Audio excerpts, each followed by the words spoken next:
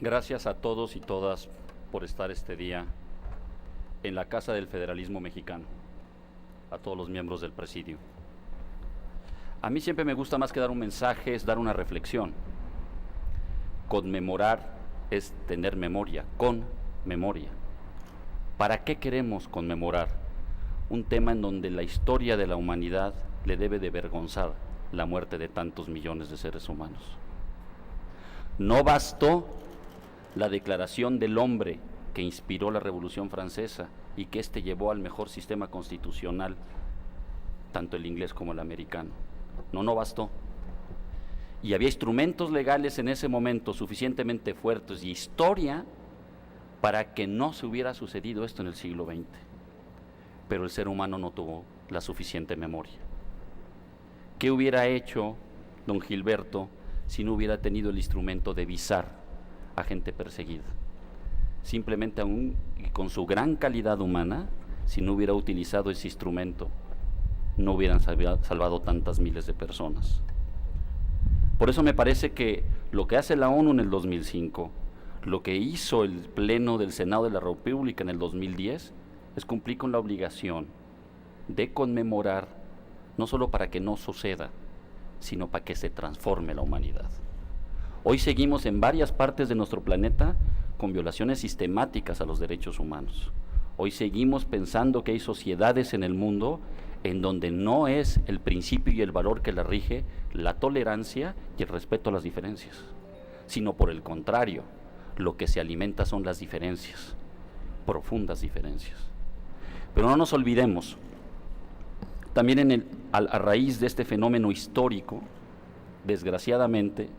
el ser humano a veces aprende a la mala,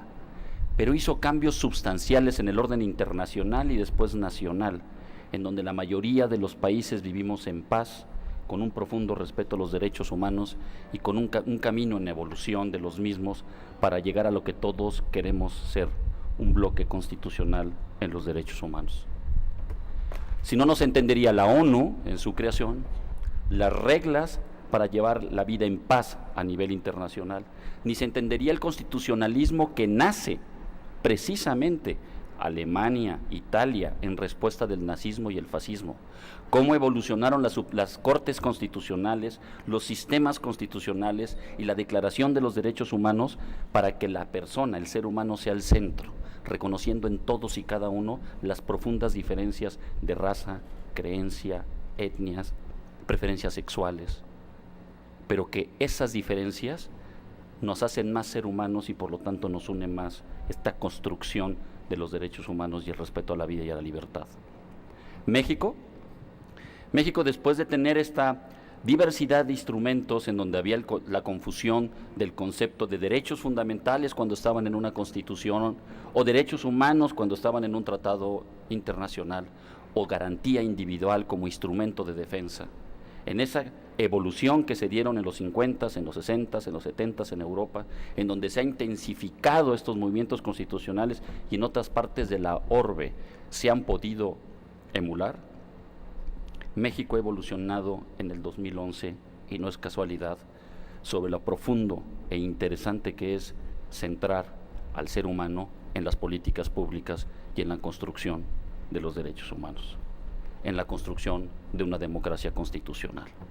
No podría conmemorarse en un Senado de la República en un país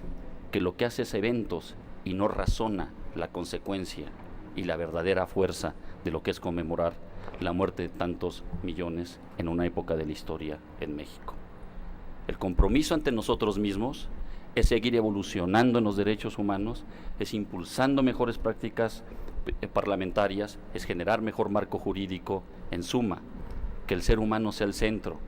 y que todos y cada uno de los derechos humanos, leas en tratados internacionales y descritos en nuestra Constitución, sean una realidad para los mexicanos y las mexicanas en todo el extenso de su vida. Sean ustedes bienvenidos y mil gracias.